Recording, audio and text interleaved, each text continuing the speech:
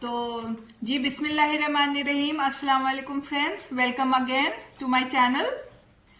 और ये मैंने कुछ पॉइंट्स नोट डाउन करके रखे हैं अपने रेफरेंस के लिए, ताकि मैं आप लोगों को बता सकूं कि क्या क्या हम लोगों के साथ हमने क्या मिस्टेक्स किए वहां पे, और क्या करना चाहिए और क्या नहीं करना चाहिए, जो डूज एंड डोंट्स के पॉइंट्स हैं। तो एक एक करके चलें, अब हम डिस्कस करते हैं। तो सबसे पहले तो जो एहराम का पॉइंट है इसके अंदर, तो मैं ये कहना चाहूंगी कि हम लोग जब दोहा से दम्माम गए तो हमने सोचा कि मेरे हस्बैंड ने सोचा कि वहीं पे एहराम बांध लेंगे, लेकिन पता नहीं उनको कुछ कंफर्टेबल नहीं लगा। तो उन्होंने कहा कि नहीं, अब हम वहीं मक्का पहुंच के फिर वहां से मिकात पे जाके फिर एहराम बांधेंगे। लेकिन फ्लाइट में जो है, मैंने आपसे बताया था अपने व्लॉग में, आपने सुना होगा कि फ्लाइट में मिकात जब आती है तो वो लोग अनाउंस करते हैं। तो आप फ्लाइट में भी एहराम बांध सकते हैं, और आप पहले भी एहराम बांध के फ्लाइट में जा सकते हैं और मिकात पे नियत कर सकते हैं।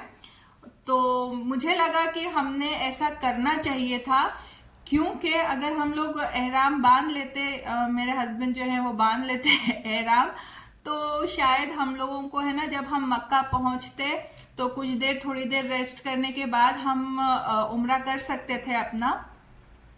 लेकिन उसकी वजह से हम लोगों को काफी टाइम हमारा जाया गया, और चूंकि हमारी ट्रिप बहुत शॉर्ट थी तो मुझे लगा हमारा टाइम काफी जाया हुआ कि हमको रात भर रुकना पड़ा। दूसरे दिन फिर टैक्सी से मॉर्निंग में नाश्ता वगैरह करके फिर हम लोग वहां से ताइफ गए, क्योंकि पहला उम्रा तो आपको जो मिकात है वो ताइफ चूज करना पड़ता है। वो एक डिस्टेंस का होता है ना, कुछ इतना डिस्टेंस आपको होना चाहिए जो पहला मिकात है। और मस्जिद आयशा से आप नहीं कर सकते, तो आपको ताइफ जाना पड़ा। और ताइफ जो है वो मक्का से इतना करीब भी नहीं है, काफी दूर है। हमें ऑलमोस्ट 1.5 घंटा लगा वहां जाने के लिए। फिर वहां पे आप एहराम बांधते हैं, तैयार होते हैं, नमाज पढ़ते हैं, और फिर जब आप आते हैं तो वहां पे मतलब 1-1.5 घंटा वहां लग जाता है, फिर वापसी का 1-1.5 घंटा। तो इस तरीके से हमारे है ना,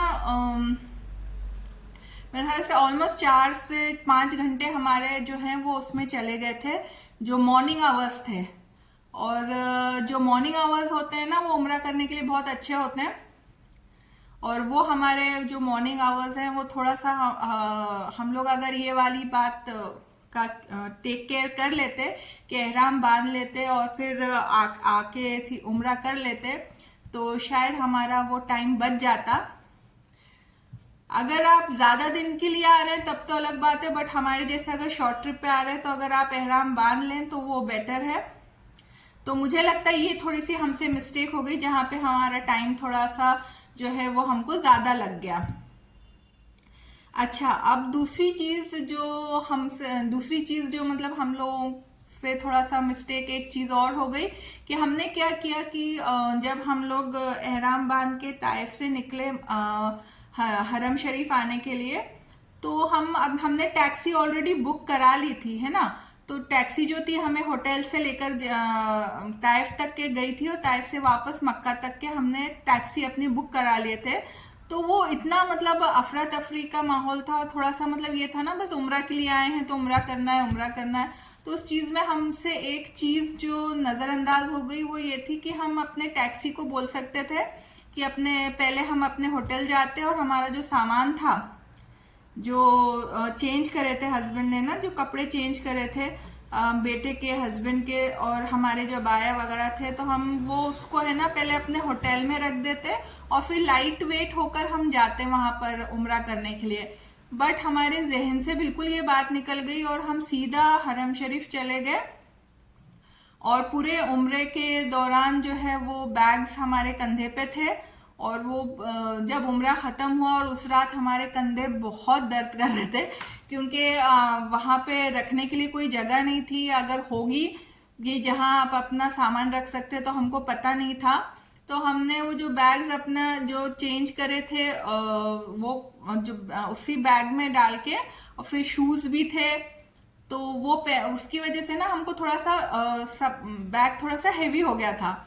और ये एक थिंग है जो आप अवॉइड कर सकते हैं कि ज़्यादा हैवी मत बनाएं आपके उम्रा के ट्रिप को। जब आप उम्रा जब आप परफॉर्म करने जाते हैं तो उसको थोड़ा लाइट वेट रखें, स्पेशली जब आप उम्रा करने अंदर जा रहे हैं, हरम शरीफ में आपको तवाफ करना है, सही करना है, तो आप उसको काफ़ी लाइट वेट रखें, कम से कम सामान अपने साथ रखें, तो आपके लिए ज़्यादा अच्छा होगा। ये थोड़ा सा हम लोगों को लगा कि शेयर करना चाहिए ये वाली बात। अच्छा, जो थर्ड पॉइंट है कि रश नहीं करना चाहिए उम्रा करने के लिए। जैसे अगर आप उम्रा करने जा रहे हैं तो आप आराम आराम से भी कर सकते हैं, ज़रूरी नहीं कि भाग भाग के आपको बस कंप्लीट करना है जैसे तैसे, ऐसे नहीं करना चाहिए। और आप टाइमिंग ये चूज करें कि है ना कि बैक टू बैक उस वक्त कोई नमाजें ना हो रही हों। जैसे जब हम लोग पहुंचे, फिर जोहर के बाद पहुंचे, हम लोगों को काफी टाइम लग गया था पहुंचने में, और असर होने वाली थी, तो हम लोगों को असर, मगरिब, इशा, ये 3 नमाजें हैं ना उम्रा के बीच में मिली। तो जब नमाज का टाइम आता है तो आपको उम्रा रोक देना पड़ता है और फिर रुकना पड़ता है जब तक कि नमाज खत्म नहीं होती, और फिर कंटिन्यू करना पड़ता है। तो उसमें है ना थोड़ा डिले हो जाता है। लेकिन एक तो ये चीज है कि आप है ना मॉर्निंग आवर्स चूज करें। फजर के बाद का टाइम बहुत अच्छा लगता है, क्योंकि जब दूसरी बार हमने करे तो फिर हमने फजर के बाद करे थे, तो वो है ना जोहर तक का टाइम रहता है, तो वो अच्छे स्मूथली हो जाता है। सेकेंड ये कि है ना मैंने काफी लोगों को वहां पर नोटिस करी थी जो कंटिन्यूस है ना तवाफ के बाद फिर सही कर रहे थे और ये कर रहे थे, और मुझे ऐसा लगा कि है ना इतना मतलब बैक टू बैक आपको नहीं करना चाहिए, क्योंकि ऑलरेडी आप है ना मिकात से आ रहे हैं एहराम बांध के, फिर आपको जहाँ छोड़ा जाता है टैक्सी से या बस से, जहाँ भी आपको छोड़ा जाता है, वहां से आपको काफी देर तक के और काफी दूर तक वॉक करके जाना पड़ता है। फिर कहीं जाके आप जो है वो वहां पहुंचते हैं, काबे शरीफ के पास पहुंचते हैं आप तवाफ करने के लिए। और अभी तो उन लोगों ने बस एक ही एंट्रेंस बनाए हैं जिसमें से आप एंटर कर सकते हैं, और एक ही एग्जिट है। हम लोग काफी साल पहले गए थे जब काफी सारे एंट्रेंसेस होते थे वहां पे, लेकिन अभी मैंने देखा कि एक ही एंट्रेंस है और एक ही एग्जिट है। तो आप वैसे ही इतना सारा चलकर जाते हैं वहां पर, और फिर वहां जाते के साथ तवाफ कर रहे हैं, फिर तवाफ खत्म करके सही कर रहे हैं, तो बहुत थकान हो जाती है। तो मेरा मशवरा यही रहेगा कि जो लोग उम्रा करने जा रहे हैं तो उम्रा आराम से करिए। जिस तरीके से आप नमाज है ना कहते हैं कि खुलूस से और सुकून से पढ़ना चाहिए, उस तरीके से मुझे लगता है उम्रा भी सुकून से करें, बिल्कुल भागम भाग ना करें, धक्कम धक्की ना करें, और सुकून से आप पहले जाएं अंदर, वहां पर पानी वगैरह पिए, जमजम से थोड़ा फेस वॉश करें, और फिर थोड़ी देर बैठना चाहिए। मुझे लगता है जब आप एंटर करते हैं ना, जब आप काबे को पहली बार देखते हैं, जो आपकी कैफियत होती है, फिर आप जो दुआएं मांगते हैं, तो उस वक्त आपको बैठ जाना चाहिए कुछ मिनट के लिए, सही 5-10 मिनट है ना, एटलीस्ट 10 मिनट तो है ना आपको बिल्कुल तवाफ के लिए नहीं जाना चाहिए, बैठ जाएं वहां पर, और सुकून से ना वो जो माहौल होता है ना वहां का, वो जो माहौल होता है उसको आपके अंदर पहले जज्ब करें। वो जो वाइब्स होती है, वो वाइब्स को आपके अंदर जब आप जज्ब करते हैं ना, तो फिर एक अलग ही जो है आप पे चीज तारी होती है कि आप कहाँ आए हैं और क्या करने आए हैं, और उसका जो लुत्फ आता है ना, फिर उसके बाद जो उम्रा करने का लुत्फ आता है, तो फिर मैं आपको लफ्जों में नहीं बयान कर सकती, वो आप खुद एक्सपीरियंस करें जब आप वहां पर जाएं। तो फिर पानी वगैरह पी के ये सब करके सुकून से फिर स्टार्ट करें।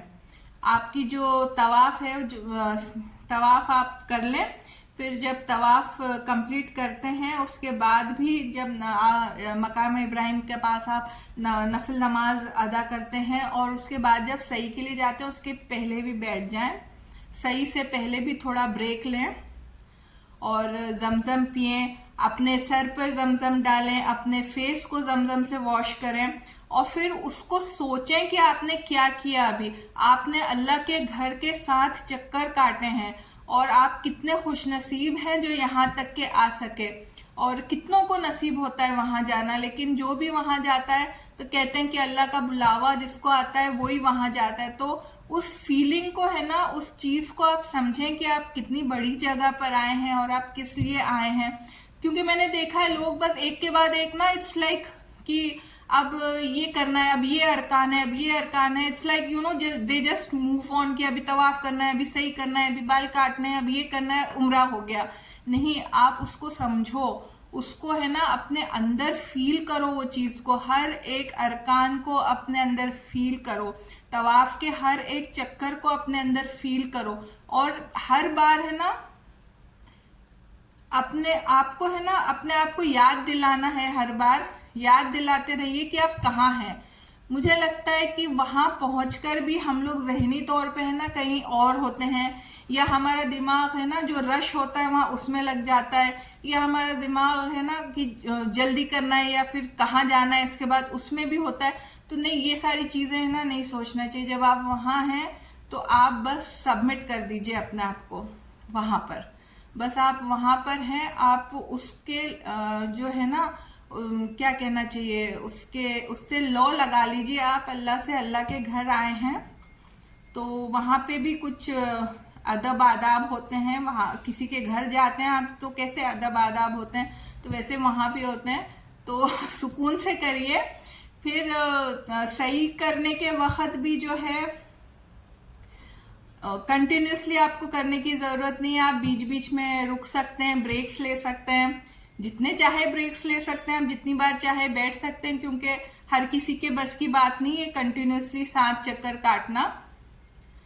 तो मैंने भी यही किया था। मुझे भी थोड़े हेल्थ इश्यूज हैं, मुझे थोड़ा कमर का बोन का थोड़ा प्रॉब्लम है, थोड़े हेल्थ इश्यूज हैं, जिसकी वजह से मैं कंटिन्यूसली इतना नहीं चल सकती। तो मैंने भी जो है काफी टाइम मैंने क्या कहते हैं बीच बीच में ब्रेक्स लिए मैंने। अच्छा, वहां पर ये ऑप्शन भी है कि आप जो व्हील चेयर है तो आप वो व्हील चेयर भी ले सकते हैं, वहां पे खड़े होते हैं बंदे व्हील चेयर वाले।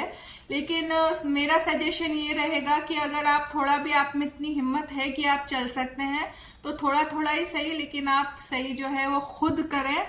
तो उसका जो है आप समझे उस चीज को कि वो जब सही हुई थी कि जब सफा और मरवा के बीच में हजरत हाजरा अलैहिस्सलाम जो है जो वो उन्होंने दौड़ लगाई होगी, तो वो क्या उनकी क्या कैफियत हुई होगी, तो उस कैफियत को समझें उस वक्त और जितना हो सके अवॉइड करें व्हील चेयर। हाँ, बहुत ही ज्यादा बुजुर्ग हैं तो वो अलग बात है, लेकिन मैंने ऐसी बहुत सारी खवातीन को भी देखी कि जिनसे नहीं चले जा रहा तो वो बेड उन्होंने यूज किया है वो।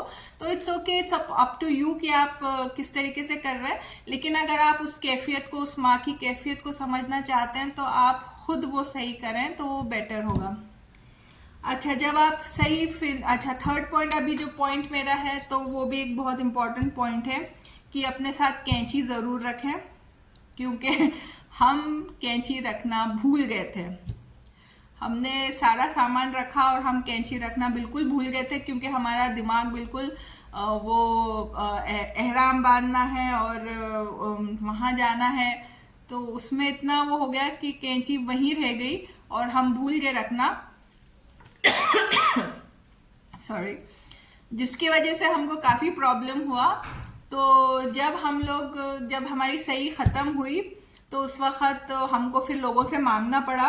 कुछ लोगों ने तो हमें बिल्कुल अवॉइड कर दिया कि नहीं अभी हमारे जाने का टाइम है तो हम आपको नहीं दे सकते।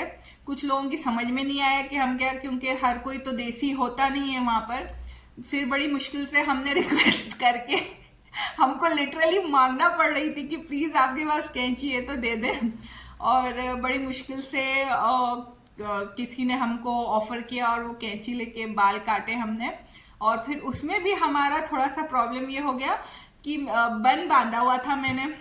अब वो है ना सामने खड़ी हुई हैं वो मोहतरमा जिन्होंने हमें कैंची लैंड करी थी, और वो सामने ही खड़ी हुई थी और मुझे वैसे ही नर्वसनेस हो रहा था कि मुझे इनको लौटाना है, क्योंकि वो तो बस मुझे जाना है, अब जल्दी से करके दे दें। और मैंने बन बांधा हुआ था अपने बालों का, वो बन पता नहीं क्यों खुल ही नहीं रहा।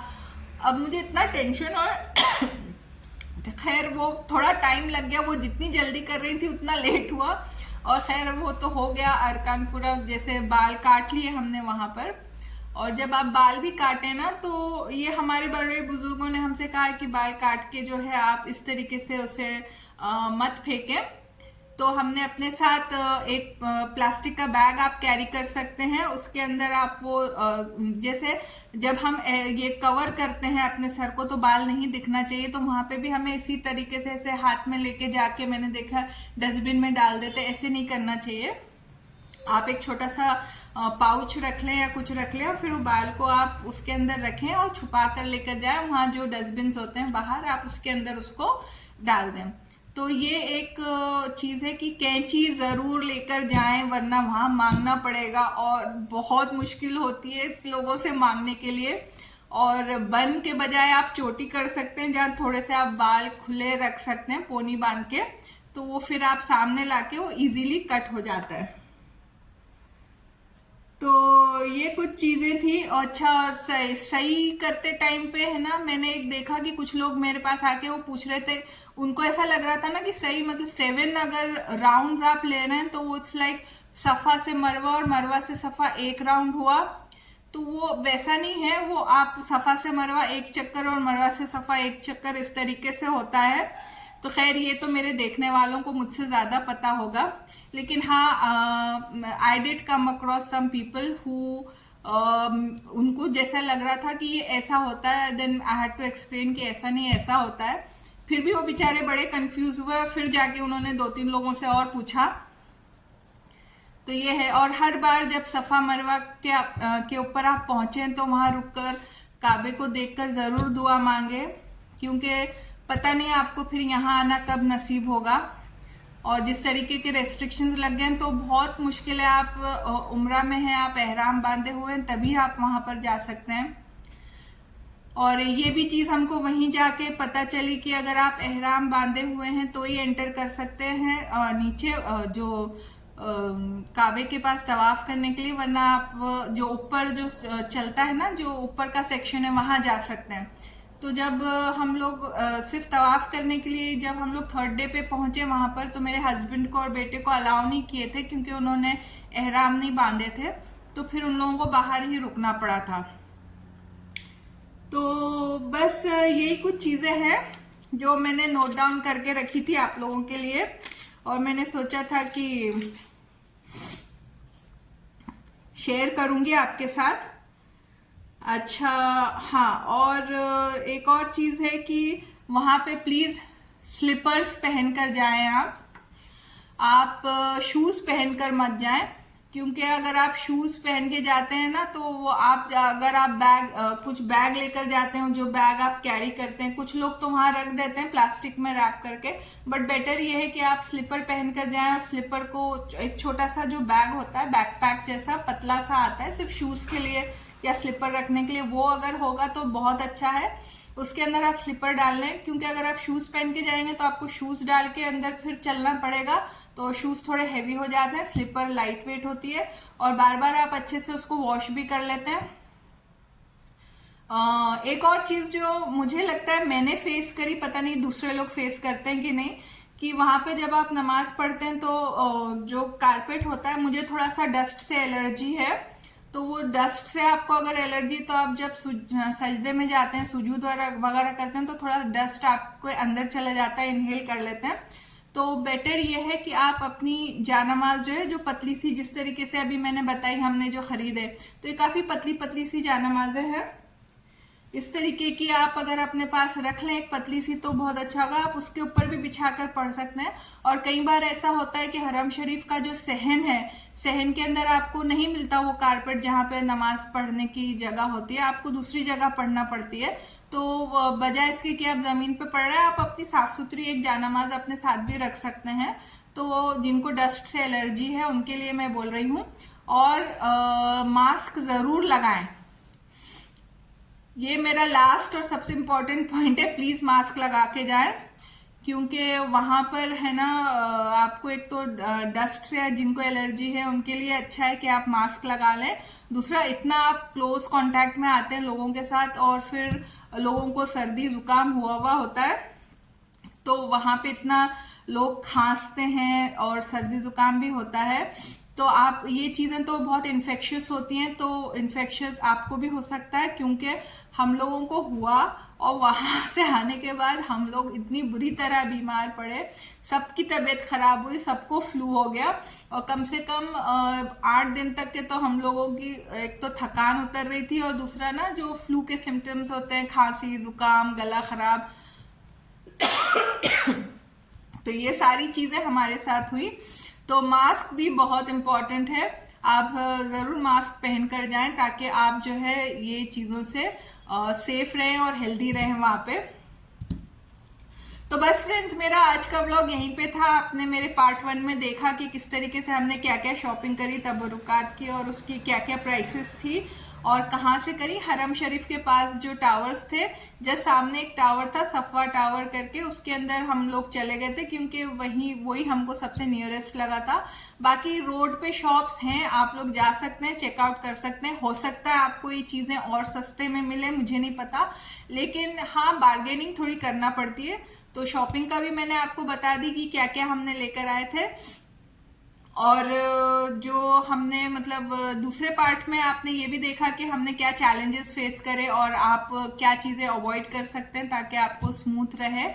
तो बस फ्रेंड्स, मेरा आज का व्लॉग यहीं तक के था। उम्मीद है आपके लिए हेल्पफुल रहा होगा। इसके बावजूद अगर आपके कुछ क्वेश्चंस हैं तो आप जरूर मुझसे शेयर करिए, I will be more than happy to answer you. तो अगले व्लॉग में फिर मुलाकात होगी। दुआओं में याद रखिए, तब तक के लिए टेक केयर, अल्लाह हाफिज।